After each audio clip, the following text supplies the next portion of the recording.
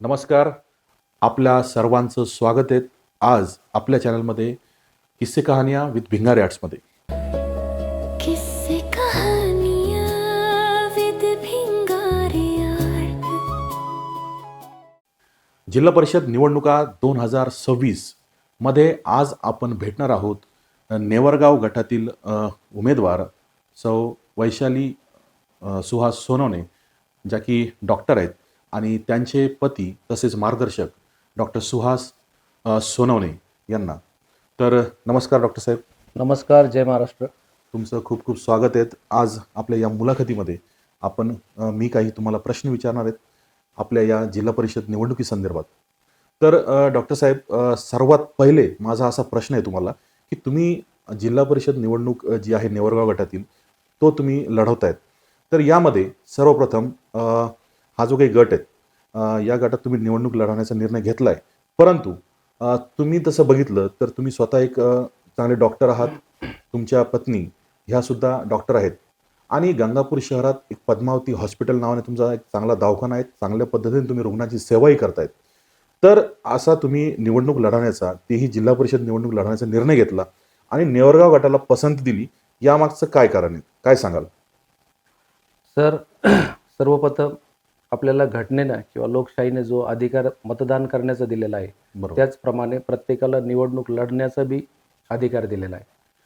आपण जर बघितलंय तर समाजामध्ये काही ठराविक किंवा विशिष्ट मंडळीच राजकारणामध्ये रिंगणात उतरतात आणि त्यांना वाटतं की डॉक्टर असेल, इंजिनियर किंवा वेगवेगळे उद्योजक असेल, यांनी निवडणुकीच्या रिंगणात उतरू नये किंवा निवडणूक करू नये.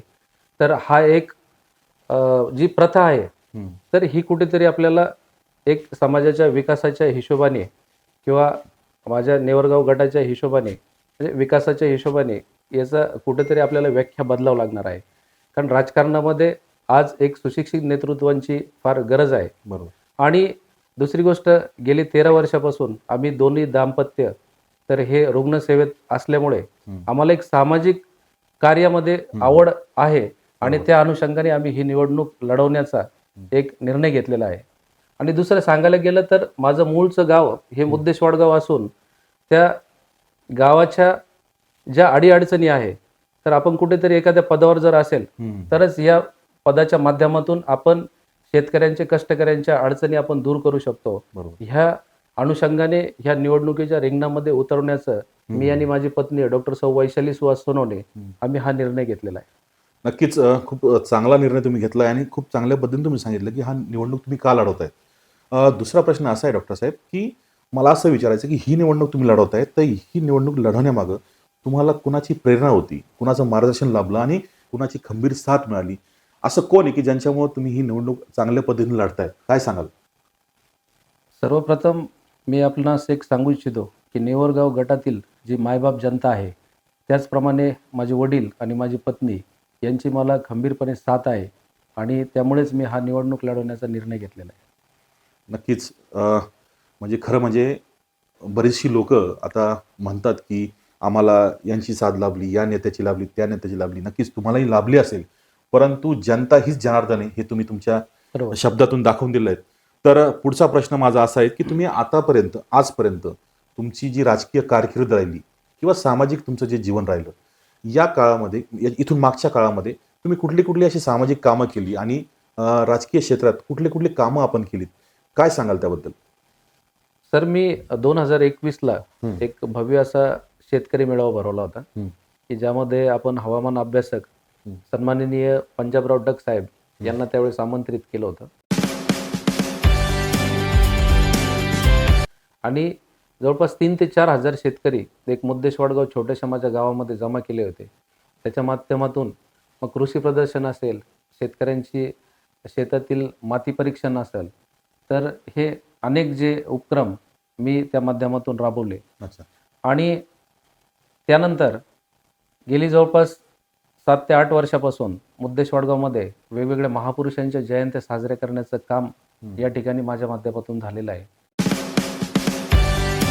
मग त्यामध्ये छत्रपती शिवरायांची असेल, महात्मा ज्योतिबा फुले यांची जयंती असेल, सावित्रीमाईंची असेल किंवा डॉक्टर बाबासाहेब आंबेडकरांची जयंती असेल, तर ह्या आम्ही या ठिकाणी साजऱ्या करत आहोत. आणि त्या जयंत्या साजऱ्या करत असताना फक्त जयंत्या साजऱ्या सर्वच करतात, पण सामाजिक उपक्रम जसे की रक्तदान शिबिर असेल आणि आम्ही इवन गुरांसाठी जे आहे मध्ये मध्ये लंपी नावाचा आजार जो आला होता, तर त्यासाठी पण आम्ही म्हणजे जनावरांसाठी सुद्धा आम्ही एक आरोग्य शिबिर जे आहे, तर आम्ही ते ह्या कार्यक्रमाच्या माध्यमातून त्या ठिकाणी घेण्यात आले. अच्छा. आणि मी जवळपास 13 वर्षापासून जे मेडिकल प्रॅक्टिसमध्ये आहे, तर माझ्याकडं ग्रामीण भागातील जो रुग्ण वर्ग आहे तो जास्त आहे. तर त्यांना अल्प दरामध्ये किंवा काही लोकांकडे जर पैसे नसेल तर मोफत सेवा देण्याचं काम हे आम्ही आजपर्यंत करत आलेलो आहे.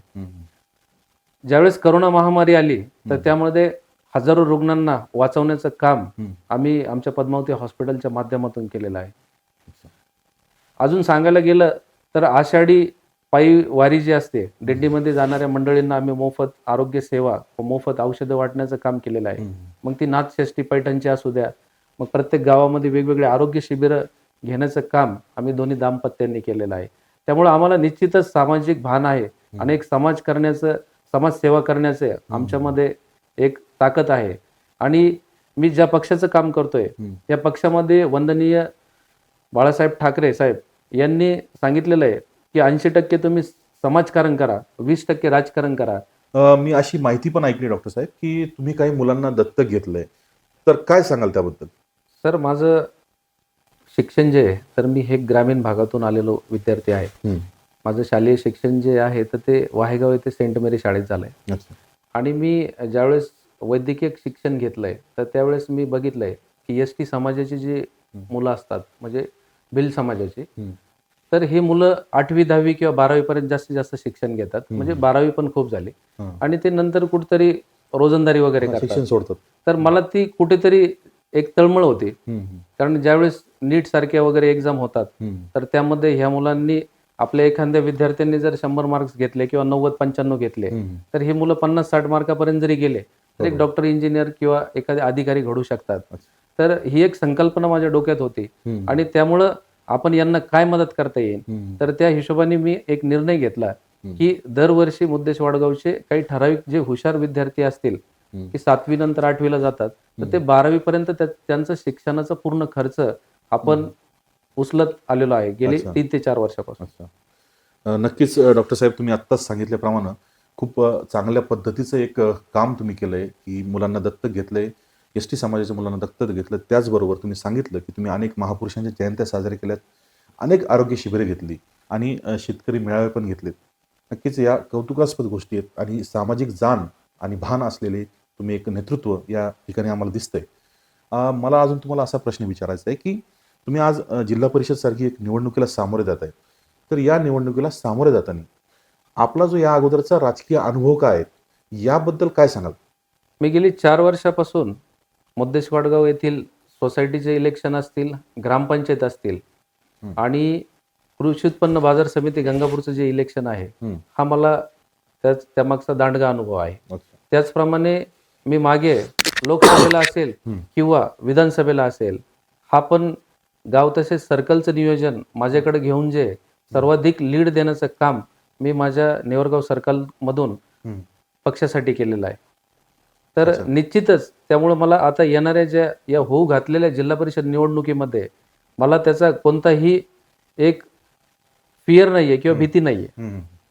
नक्कीच डॉक्टर साहेब, यातून दिसून येतं की तुमचा राजकीय अनुभव सुद्धा दांडगा आहे आणि तुम्ही त्या पद्धतीने या निवडणुकीला सामोरे जात आहेत. दुसरं मला असं विचारायचं आहे की या गटात तुम्ही आता उभा आहात, या अगोदर या ठिकाणीचे जिल्हा परिषद सदस्य होते, तर त्यांनी त्यांच्या मागील कार्यकाळामध्ये कुठली कुठली महत्त्वाची कामं करायला पाहिजे होती असं तुम्हाला वाटतं आणि कुठली कामं त्यांनी केली आणि कुठली केली नाही, याबद्दल थोडंसं काय सांगाल मला? खूप चांगला प्रश्न विचारला सर तुम्ही. गेली 9 वर्षापासून आपण बघितलंय की अगोदरचा 5 वर्षाचा जो काळ आहे तर तो सन्माननीय जे मागचे बीजेपीचे जे जिल्हा परिषद मेंबर होते तर त्यांनी तो काळ कसा गेला हे सगळे मायबाप जनतेला माहिती आहे. आणि हा 4 वर्षाचा जो काळ आहे हा प्रशासनाने मुळे केलाय. हम्म. पण आत्ताच मागील आठवड्यामध्ये किंवा 15 दिवसापूर्वी बहुतेक त्यांचा एक वाढदिवस होता हम्म. आणि त्यांनी प्रत्येक गावामध्ये बॅनर लावलेले होते अच्छा. की केलेली कामं. हम्म. पण जे काही ठराविक विशिष्ट कामं असते की जे सामाजिक न्याय विभागातील असतील किंवा अंगणवाडीचे असतील, हम्म. तर हा जिल्हा परिषद अंतर्गत जो ठरलेला प्रोग्राम असतो किंवा निधी असतो, तर हे कामं वरून शासनाकडून येतात, पण यांनी याचं श्रेय घेण्याचं काम केलेलं आहे. अच्छा. आणि बरीचशी कामं फक्त हे बोर्डवर आणि कागदपत्रांवरच दिसून आलेली आहे. अच्छा. किंवा काही कामं जी झालेली आहे, हम्म. तर आता मुकुंदादेवी मंदिर जे आहे, तर त्या ठिकाणी एक जे शेड उभारलेला आहे, तर तिथे मी काल प्रचाराचं नारळ ज्यावेळेस फोडलं त्यावेळेस सगळेच मायबाप जनतेने बघितलंय हम्म. की त्याला 7 लक्ष रुपये त्यांनी तो शेडचं काम केलंय, पण प्रत्यक्षात तो सगळा शेड जो आहे तो 1 लाखभर रुपयामध्ये झालेला असेल. अच्छा. अशी अनेक कामं आहे. हम्म. हम्म. तर कामं जी काही थोडीफार केलेली आहे ती पण त्यांनी या ठिकाणी व्यवस्थित केलेली नाहीये. त्यामुळे नक्कीच या नेवरगाव गटातील जनतेमध्ये त्यांच्याबद्दल खूप रोष आहे आणि त्याचा आम्हाला निश्चितच फायदा होणार आहे. नक्कीच. डॉक्टर साहेब, तुम्ही सांगितल्याप्रमाणे की ज्या ठिकाणी जी महत्त्वाची कामं असतात ती ठरलेल्या नियमाप्रमाणे होतच असतात. बरोबर तर त्या ठिकाणी श्रेय घेणं हे योग्य नाही असं तुमचं म्हणणं आहे. मला दुसरं असं तुम्हाला विचारायचं आहे की तुमच्या जे सर्कल आहेत नेवरगाव गट, यामध्ये रस्त्याची जी दुरावस्था दिसते, बरोबर आहे. अनेक ठिकाणी जी रस्त्याचं दुरावस्था दिसते आणि विरोधक तुमचे जे विरोधक आहेत किंवा जे मागील कार्यकाळात सदस्य होते त्यांचं असं म्हणणं आहे की आम्ही खूप मोठ्या प्रमाणावर रस्त्याची कामं केली. याबद्दल तुम्ही काय सांगाल? सर, मी ह्या निवडणुकीमध्ये उतरवण्या अगोदर निर्णय माझा निवडणूक लढवण्याच्या अगोदर जवळपास 24 दिवस मी नेवरगाव गटाचा पूर्ण वाड्यावरचा अभ्यास केला.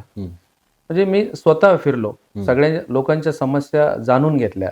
तर त्यावेळेस माझ्या लक्षात आलं की वाड्यांवरचे जे रस्ते आहे, जे काही जिल्हा परिषद अंतर्गत वगैरे येतात, ज्या काही प्रमाणात कामं व्हायला पाहिजे, पण ते कामं झालेले नाही. अच्छा. म्हणजे जशी जी पाहिजे ती कामं झालेली झालेली नाही. नाही. अजून मला असं विचारायचं आहे की तुम्ही करोना काळामध्ये बरोबर. जो काही आपलं सर्वांना माहिती आहे की पूर्ण जग त्या ठिकाणी थांबलं होतं, सर्वजण अस्वस्थ झाली होती, या काळामध्ये खरं म्हणजे डॉक्टर त्यावेळेस देव असतो, तसंच त्याच पद्धतीने तुम्ही अनेक रुग्णसेवा त्या काळात चालू ठेवली आणि अनेक कामं केली. त्याबद्दल काय सांगाल डॉक्टर साहेब? सर, ज्यावेळेस करोना महामारी आली त्यावेळेस आम्ही पद्मावती हॉस्पिटल येथे करोना सेंटर चालू केले.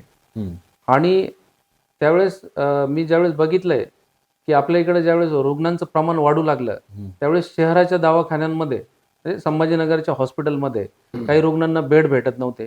काहींची आर्थिक परिस्थिती बिकट असल्यामुळं जो संभाजीनगरचा हॉस्पिटलचा जो खर्च असेल तर ते पेलवू शकत नव्हते. तर त्या अनुषंगाने आम्ही ह्या ठिकाणी पद्मावती हॉस्पिटलला कोविड सेंटर चालवण्याचं काम केलं आणि त्याच्या माध्यमातून आम्ही हजारो रुग्णांना या ठिकाणी दोन्ही दाम्पत्यांनी बरं करण्याचं काम केलंय. नक्कीच खूप उल्लेखनीय काम आहे डॉक्टर साहेब. करोना काळामध्ये अशी रुग्णसेवा करणं एक सामाजिक भान असलेला नेतृत्वच ही गोष्ट करू शकतो. तसंच मला हे विचारायचं आहे की आता तुम्ही ही जी निवडणूक आहे ही निवडणूक जिंकल्यानंतर, तुम्ही सदस्य झाल्यानंतर कुठल्या कुठल्या महत्त्वाची कामं किंवा कुठल्या समस्या तुम्ही सोडवणार आहात आणि कुठल्या गोष्टीवर तुम्ही प्रामुख्याने लक्ष देणार आहात, काय सांगाल? आत्ताच मागील वर्षी केंद्र शासनाने किंवा राज्य शासनाने एक निर्णय घेतला महत्त्वाचा की जिल्हा परिषद शाळा ज्या आहे ह्या आपल्याला CBSE पॅटर्नच्या करायच्या आहे. APJ अब्दुल कलाम नेहमी म्हणायचे की ही आत्ताची जी विद्यार्थी किंवा मुलं आहे हे आपलं भविष्य आहे. बरोबर. एकीकडे PM मोदी म्हणतात की 2047ला आपल्याला हा देश एक प्रगतशील देश करायचा आहे, डेव्हलप कंट्री करायचा आहे. पण आज आपण ग्रामीण भागातील जर शाळांची दुरावस्था जर बघितली तर मुलांना बसण्यासाठी बेंचच नाही, बाकं नाही. जिल्हा परिषद शाळेला छतच नाही, छत काही आहे तर ती गळकी आहे. आणि आत्ताचे जे शिक्षक वृंद आहे मला त्यांच्यावर टीका टिप्पणी करायची नाही किंवा आपण त्यांना आपल्याकडे काय उपाययोजना असेल की, कारण की जो अभ्यासक्रम 10वी-12वीला शिकवला जातो आपल्या जिल्हा परिषद शाळेमध्ये तो CBSE पॅटर्नमध्ये 7वी-8वीच्या मुलांना शिकवला जातो, जेणेकरून स्पर्धेच्या युगामध्ये नीट असेल किंवा UPSC असेल, MPSC ह्या परीक्षांमध्ये आपले मुलं टिकले पाहिजे. त्या हिशोबाने शासनाने हा CBSE पॅटर्न करण्याचा निर्णय घेतलाय. पण शासनाकडे मग अत्याधुनिक शाळांमध्ये लॅबोरेटरी असेल किंवा लायब्ररी असेल, बरोबर. तर हे यावर काम करण्याची फार गरज आहे. अच्छा. तर आपल्याला जिल्हा परिषद मार्फत जास्तीत जास्त काय करून घेता येईल याच्याकडे माझं पहिलं व्हिजन किंवा माझं फोकस असणार आहे. अच्छा. दुसरी महत्वाची गोष्ट सांगायला जर गेलं तर मी एक शेतकरी कुटुंबातील मुलगा आहे. मी आज पण परिस्थिती बघतो की आपल्या भागामध्ये लाईटचा हा खूप मोठी गंभीर समस्या आहे. शेतकऱ्यांना आज रात्री पाणी भरण्याचं काम करावं लागतं, शेतामध्ये पिकाला पाणी देण्याचं काम करावं लागतं. आणि आपण बघितलंय की आजकाल बिबट्यांनी फार थैमान घातलेलं आहे. म्हणजे शेतकऱ्याला आपला जीव कुठंतरी मुठीत धरून हे जे काम करावं लागतं, त्यासाठी आपल्याला त्या बिबट्याच्या संदर्भात बी झालंय तर उपाययोजना शासनाकडे नाहीये. त्या संदर्भात बी प्रशासनाकडे पकड असण्याची, स्थानिक एक नेतृत्व जे असतं तर त्यांनी त्यावर काम करण्याची गरज आहे. बरोबर. पुन्हा दिवसाला कसं शेतकऱ्यांना लाईट देता येईल, तर यावर काम करण्याची आवश्यकता आहे. काम करायची आवश्यक. नक्कीच डॉक्टर साहेब, खूप महत्त्वाचे मुद्दे तुम्ही या ठिकाणी मांडलेत की बिबट्यासारखा जो प्रश्न आहे तो खरंच प्रत्येक मतदारसंघात महत्त्वपूर्ण आहे आणि तुम्ही यावरती लक्ष केंद्रित करताय. सर, मला एक दुसरा एक महत्वाचं या ठिकाणी मी सांगू इच्छितो की मी वैद्यकीय क्षेत्रामध्ये काम करत असताना मी ज्यावेळेस बघतो की माझ्या नेवरगाव गटामध्ये किमान 2 सरकारी दवाखाने झाले पाहिजे. त्याचं कारण असं आहे, आई ज्यावेळेस गरोदर असते तर आईला सुद्धा लसीकरण जे आहे, हा उपक्रम जो आहे, हे सर्व काही जिल्हा परिषद अंतर्गत चालतं. बरोबर. म्हणजे आई ज्यावेळेस गरोदर असते तेव्हापासून आईचं लसीकरण असेल, डिलिव्हरीचा प्रोग्राम असेल, डिलिव्हरी झाल्यानंतर बाळाचं लसीकरण असेल, किंवा म्हणजे आपण मृत्यूपर्यंत जर म्हटलं तर स्मशानभूमीचे शेडपर्यंत हे जे काही असतं हे सगळं जिल्हा परिषद अंतर्गत चालतं. त्यामुळे हा जिल्हा परिषदचा मेंबर जो असतो तर याची एक पकड पाहिजे. बरोबर. हे सर्व कामं करून घेण्यासाठी. तर माझ्या हिशोबाने यावर बी ग्रामीण भागामध्ये आपल्याला खूप जोमाने काम करावं लागणार आहे.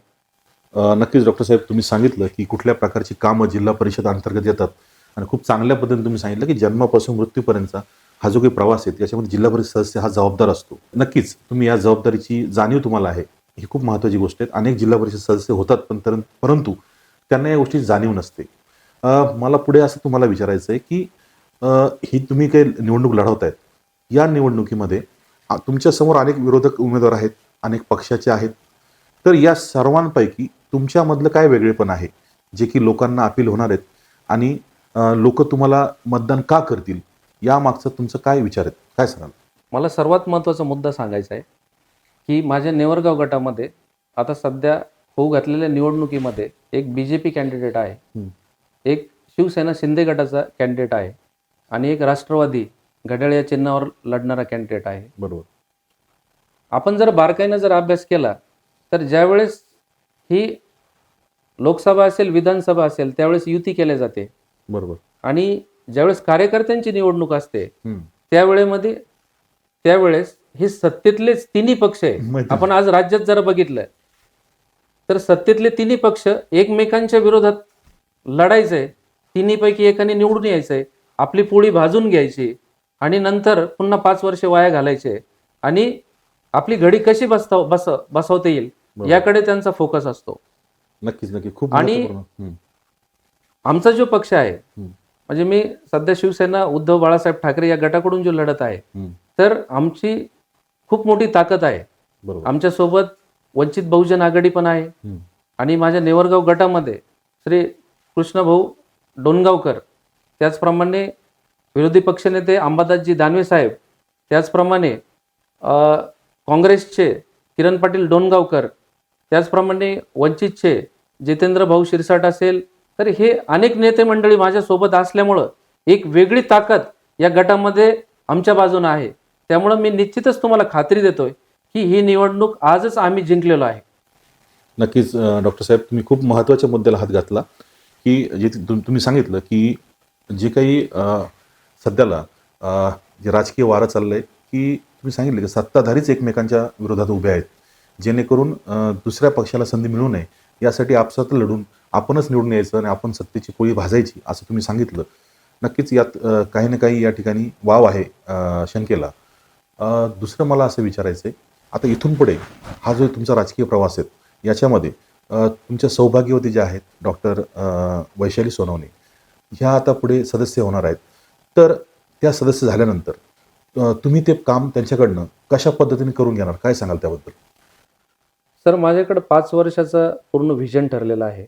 नेवरगाव गटासाठी आपल्याला काय काय करता येईल याच्या उपाययोजना किंवा पूर्ण प्लॅन माझ्याकडे रेडी आहे.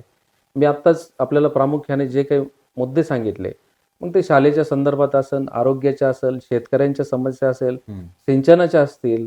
त्यामध्ये मला अजून एक ॲडिशनल एक सांगायचं आहे की आमच्या भागामध्ये काही भागामध्ये NMC नांदूर मधमेश्वरचं जे कॅनलचे जे पाणी येत आहे, तर ते फक्त एक बंधारे किंवा धरणं भरून घेतल्या जातात. पण पोटचाऱ्यांचं जी एक मोठी समस्या आहे, तर ती आपल्याला कुठेतरी मार्गी लावा लागणार आहे. अच्छा. तर मी येणाऱ्या काळामध्ये निश्चितच त्यावर काम करणार आहे. आणि मला एक दुसरी गोष्ट प्रामुख्याने सांगायची की आज जे काही माझ्या विरोधात 3 उमेदवार आहेत, तर त्यातील एक BJPचे उमेदवार आहे. तर मी आत्ताच जे कामाच्या संदर्भात जर सांगितलंय, तर यांचा अतिशय नाराजीचा वर्ग नेवरगाव गटामध्ये यांच्याबद्दल आहे. अच्छा. दुसरी गोष्ट सांगायला जर गेलं की एक धनुष्यबाणाचे जे उमेदवार आहे, तर आपण जर त्यांचं शिक्षण जर बघितलं, तर मला नाही वाटत ते 9वी-10वीच्या पुढे शिकलेले आहे. आणि ज्यावेळेस तुम्ही जिल्हा परिषद लढवता, तर त्यावेळेस घटनेप्रमाणे जर विचार केला, तर अगोदर ग्रामपंचायतमध्ये सर्व सदस्यांमधून एक सरपंच निवडला जातो. त्यानंतर घटनेच्या हिशोबाने नंतर पंचायत समिती मेंबर निवडला जातो. तो एक 8 गावाचा प्रमुख असतो, म्हणजे आपण जे पंचायत समिती गण म्हणतो.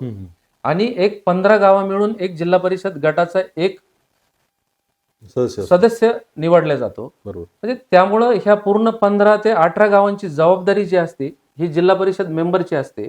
बरोबर. मग तेवढा कॅपेबल आपल्याला उमेदवार आपल्याला निवडून देण्याची आवश्यकता आहे.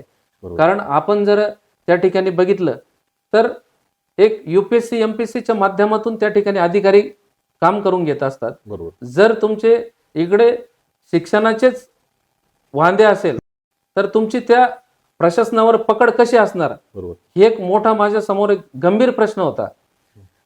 हा झाला धनुष्यबाणाच्या उमेदवाराबद्दल सांगायचं झालं तर.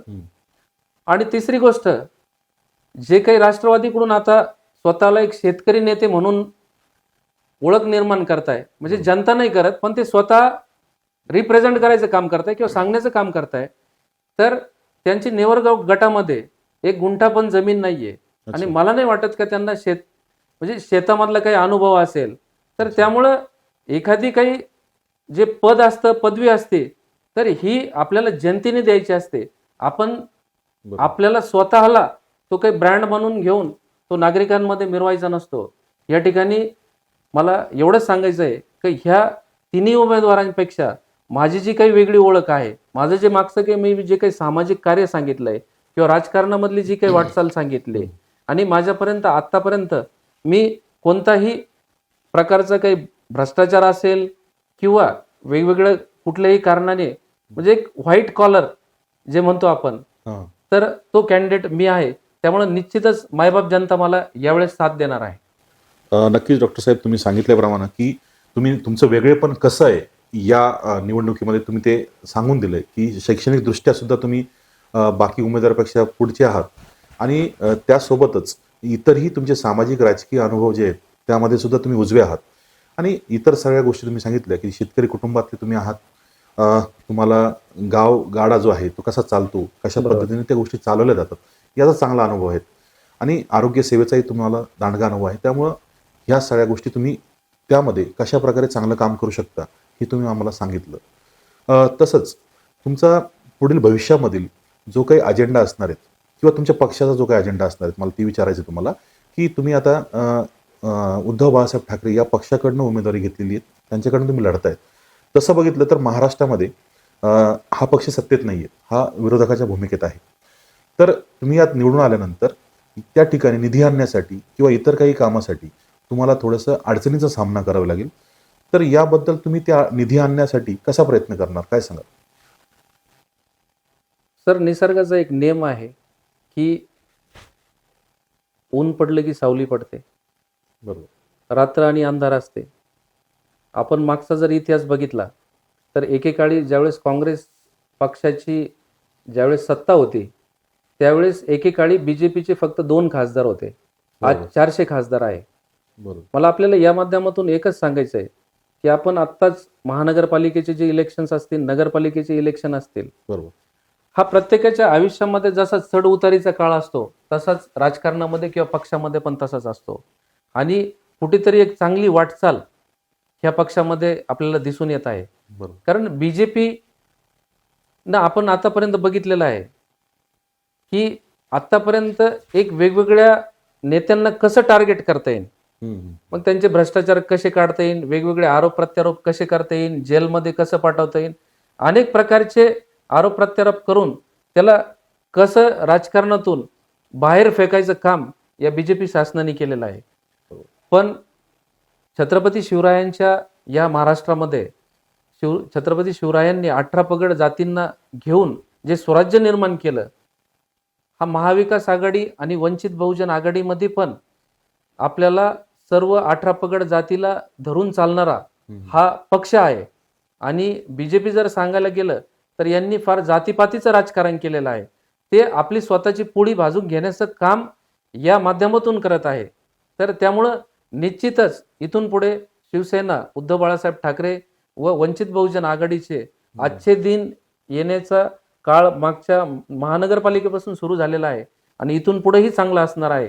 त्यामुळे निश्चितच आमची सत्ता येऊन या सत्तेच्या माध्यमातून मी नेवरगाव गटामध्ये जास्तीत जास्त कामं कसे करून घेता येईल तर याचा प्रामाणिकपणे या मायबाप जनतेला आश्वासन देतो की मी प्रयत्न करणार आहे.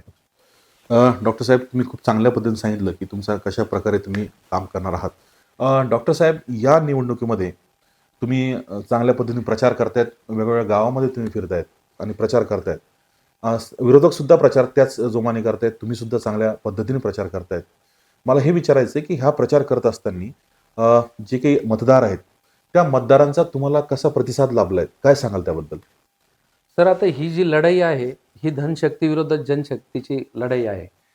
आणि मी ज्यावेळेस आता ह्या प्रचाराच्या माध्यमातून वेगवेगळ्या गावांमध्ये, वाड्या वस्त्यावर जाऊ लागलो तर मला या मायबाप जनतेचा भरभरून प्रतिसाद मिळत आहे. तर हा प्रतिसाद बघून समोरच्यांनी सन्माननीय मंत्री बावनकुळे साहेब यांना हेलिकॉप्टरने आणण्याचा प्लॅन केला होता. अच्छा. पण मला सूत्रांकडून अशी माहिती होती की यांनी फक्त तो प्लॅन केलाय, साहेब येणार नाही. त्यांनी प्रत्यक्षामध्ये आपले अतुलजी सावे साहेब यांना या ठिकाणी आणलंय. म्हणजे या ठिकाणी निश्चितच आमचा विजय झालेला आहे, कारण की त्यांच्या पायाखालची वाळू सरकलेली आहे. अच्छा, म्हणजे नक्कीच तुम्हाला म्हणायचं की तुमच्या प्रचारातून आणि तुमच्या जे काही जनतेचं प्रेम तुमच्यावरती आहे त्यातून त्यांना धास्ती त्यांनी घेतलेली आहे. बरोबर. आणि धास्ती घेतल्या कारणानं अनेक मोठमोठ्या लिडर्सला त्या बोलण्याची गरज पडते. तसं तुम्हाला तुमच्यासोबत सुद्धा अनेक मोठमोठे तुमचे लिडर्स आहेत, परंतु तुम्हाला तशी काही करण्याची गरज पडलेली नाही आहे. नक्कीच चांगला प्रतिसाद तुम्हाला जनतेतून मिळतोय आणि चांगल्या पद्धतीने तुम्ही निवडणुकीला सामोरे जात आहेत. तर डॉक्टर साहेब, या निवडणुकीमध्ये मला अजून असं विचारायचं आहे की ही काही जनता आहेत, हे जे काही मतदार आहेत, यांना जर तुम्हाला काही अपील करायचं असेल किंवा काही आव्हान करायचं असेल, तुम्ही जनतेला या ठिकाणी जे काही तुम्हाला आव्हान करायचं आहे ते तुम्ही करू शकता. नेवरगाव गटातील सर्व मायबाप जनतेला एकच कळकळीची विनंती करतो की येणाऱ्या 7 तारखेला 4 नंबरचे आपले उमेदवार सौ डॉक्टर वैशाली सुहास सोनवणे यांच्या मशाल निशाणी समोरील बटन दाबून त्यांना प्रचंड मताने निवडून द्यावं. त्याचप्रमाणे आपले नेवरगाव गणातील उमेदवार सौ मथुराबाई सुभाष कानडे यांच्याही मशाल समोरील बटन दाबून त्यांनाही प्रचंड मताने निवडून द्यावं. तसेच वाहेगाव गणातील बबनराव जगन्नाथ म्हस्के यांना मशाल समोरील बटन दाबून प्रचंड मताने निवडून द्यावं. या तिन्ही उमेदवारांना आपण निवडून द्याल अशी आशा व्यक्त करतो आणि या ठिकाणी थांबतो. जय हिंद, जय महाराष्ट्र. नमस्कार. नेवरगाव गटातील माझ्या मायबाप जनतेला व बंधू भगिनींना माझी एक कळकळीची विनंती आहे की मी महाविकास आघाडी व वंचित बहुजन आघाडी याची एक अधिकृत उमेदवार असून मला मी डॉक्टर वैशाली सुहास सोनवणे बटन क्रमांक 4 निशाणी मशाल या समोरील बटन दाबून मला प्रचंड मताने विजयी करा. धन्यवाद. तर आपल्यासोबत होते डॉक्टर सुहास सोनवणे. डॉक्टर साहेब, तुम्ही आमच्या चॅनलला जी मुलाखत दिली त्याबद्दल तुमचे खूप खूप आभार. आणि तुमचं जे मत आहे किंवा तुमचं जे काही म्हणणं आहे, लोकांना जे काही आव्हान आहेत ते तुम्ही केलेलं आहेत, त्याबद्दल सुद्धा मी तुमचे या ठिकाणी आभार मानतो. आणि आपण वेळ दिला आणि मुलाखत दिली त्याबद्दल तुमचे खूप आभार. धन्यवाद. धन्यवाद सर.